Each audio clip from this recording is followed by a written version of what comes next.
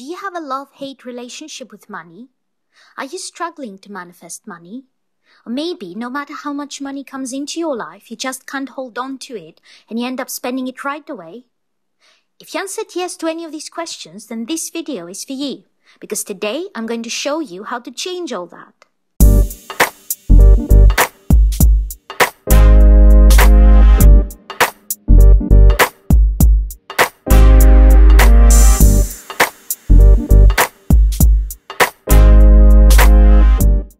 What's up, superheroes? Welcome back to my channel, the place where we make the impossible possible. I'm Scarlet Grace from UnseenSeraph.com. I'm a manifestation coach, and today's video is all about manifesting money and elevating your money mindset. If you're new here and you want to learn how to manifest any desire you have fast with the law of attraction and Neville Goddard's teachings, then start now by hitting the subscribe button and the bell icon so that you won't miss any video that could change your life. And if you need some extra help or my personal advice for your situation, email coaching is now available. You'll find all the links in the description below. Alright, so let's talk about your relationship with money. A while ago, I posted a video about how to recreate your specific person. If your boyfriend broke up with you, for example, if they don't want commitment or if they aren't as affectionate anymore, you can use the manifestation techniques from that video to change all that and to recreate your relationship with your specific person to be exactly the way you want it. Many people have followed my methods and got amazing results. I will link this video in the description below if you want to watch it, but I'm guessing that by now you're probably wondering how that's in any way relevant to money. Well, here's how it's relevant. You don't just have a relationship with other people, you also have a relationship with money. And you can change your relationship with money exactly the same way you would change your relationship to another person. You can recreate how money shows up in your life, just like you can recreate how your boyfriend or girlfriend shows up in your life. And the whole reason you can actually do that, the reason you can not only change the way someone thinks or feels or behaves, but it's also totally okay to do it, is because everyone and everything in this reality is you pushed out. Now, if you have never heard the phrase, everyone is you pushed out before, it comes from Neville Goddard, a spiritual teacher from the 20th century, and what it actually means is that the physical world is an illusion. We are used to thinking of what's going on in our minds as in here, and of the rest of the world as out there. But in reality, there isn't really in here and out there, because the whole of reality is nothing more than a projection and a manifestation of what's going on in our minds. Your mind is at the same time the scriptwriter, the director, the film and the projector, while the physical world around you is just projected onto an empty wall.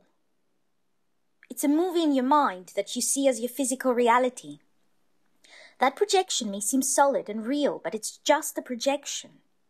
You can change the projection, what is going on in the physical world, at any time just by changing the movie you created in your mind. Everything is a projection of your own thoughts, beliefs, and imagination made manifest in the physical world. And your relationship with money is also you pushed out. It's a manifestation of your thoughts and beliefs about it. So let's get back to the specific person analogy. In the video on how to recreate your specific person, I ask you to make a few lists. So let's do the same about money. Grab pen and a piece of paper and write down all the things that you want to change when it comes to money. Some examples for your list could be: I never have enough money. I'm drowning in debt. It's so hard to make money. I'm tired of having to work 2 jobs and still not have enough money to do all the things I want to do.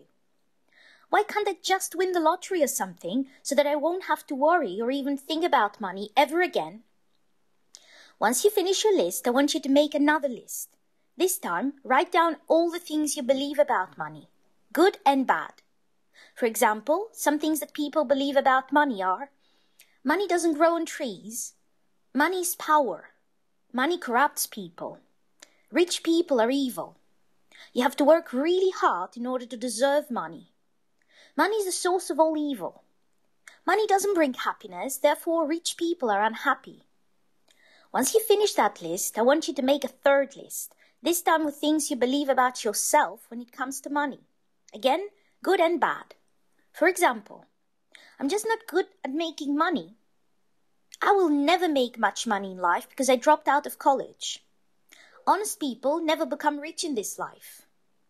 Besides having a job and budgeting, I don't know much else about money and I'm not interested in learning more either. Money is a boring topic. No matter how hard I work, I know I'll end up dying broke just like my father and my grandfather before him. I hate money. Only ruthless and disgusting people love money. Whenever I hear the word money, all I can think of is my debt. It's like a huge weight on my back holding me down. I'm sick of it. Done that? Okay, so now that you have your lists, let's take a look at them. And I want you to answer a question for me. If money was your specific person, if money was a man or a woman, and you wanted to be in a relationship with them, would they be with you if you had these thoughts and beliefs about them?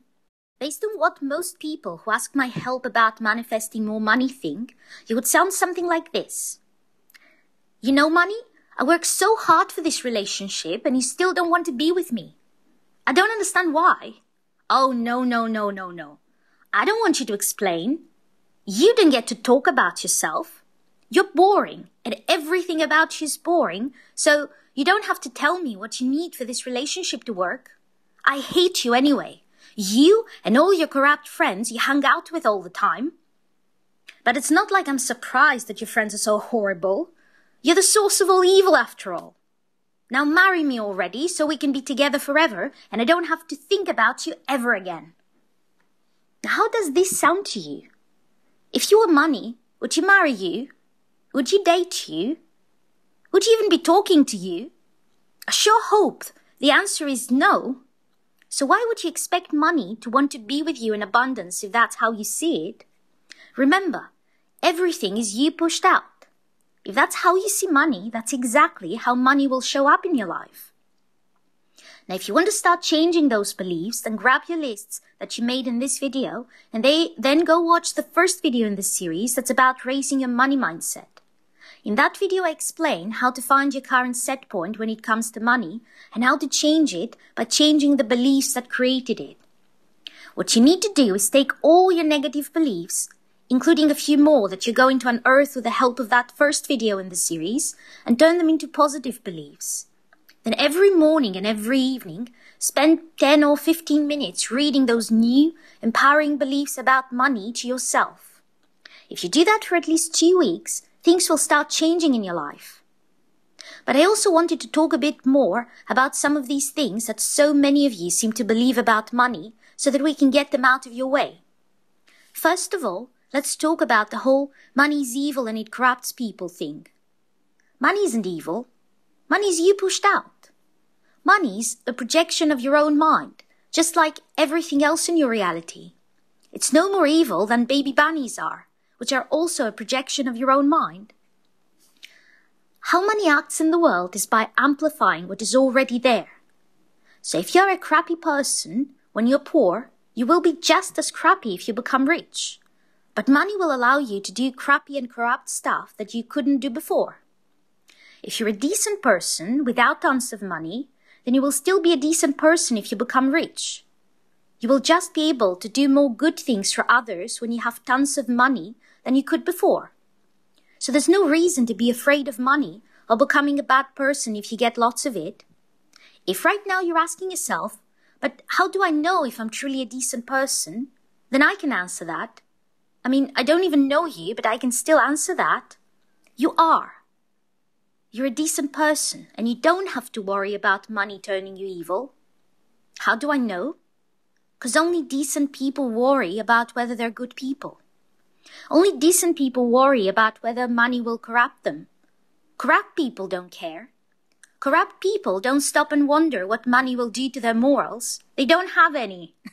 So if you actually care about being a decent person, rest assured that you are.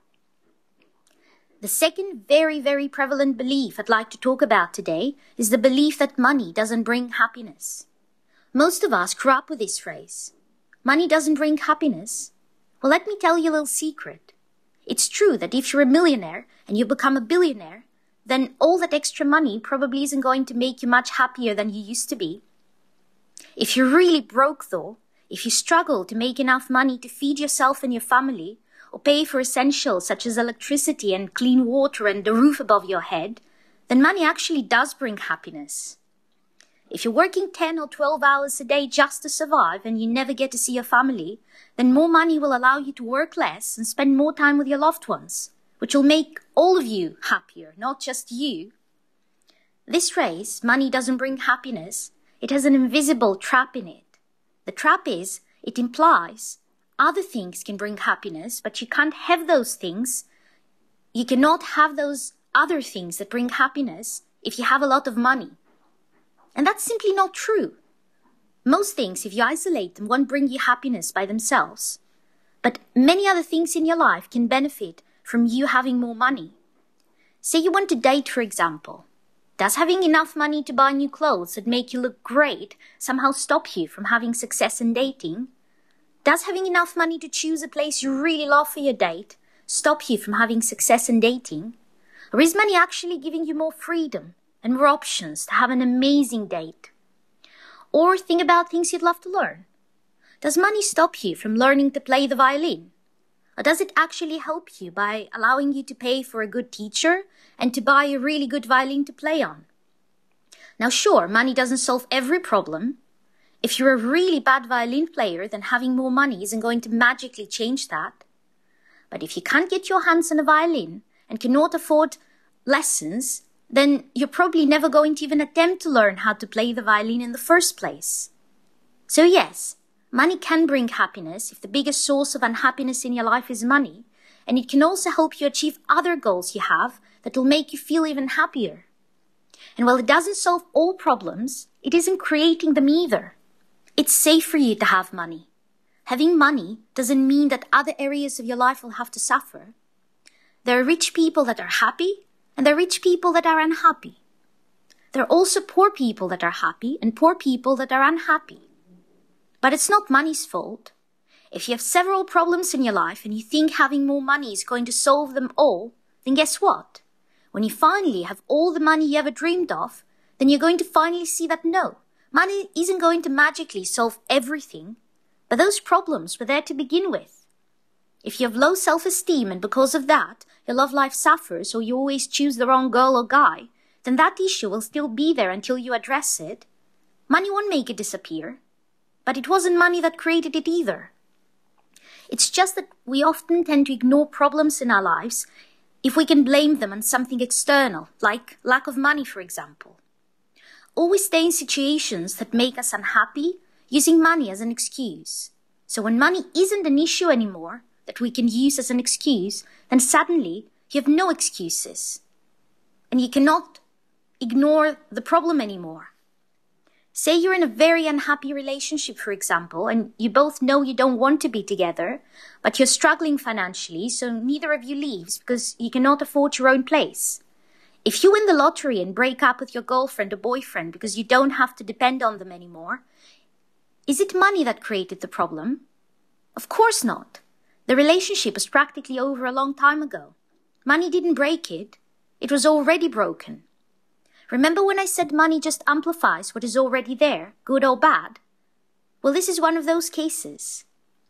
We do many things that make us unhappy because we think it's the only way.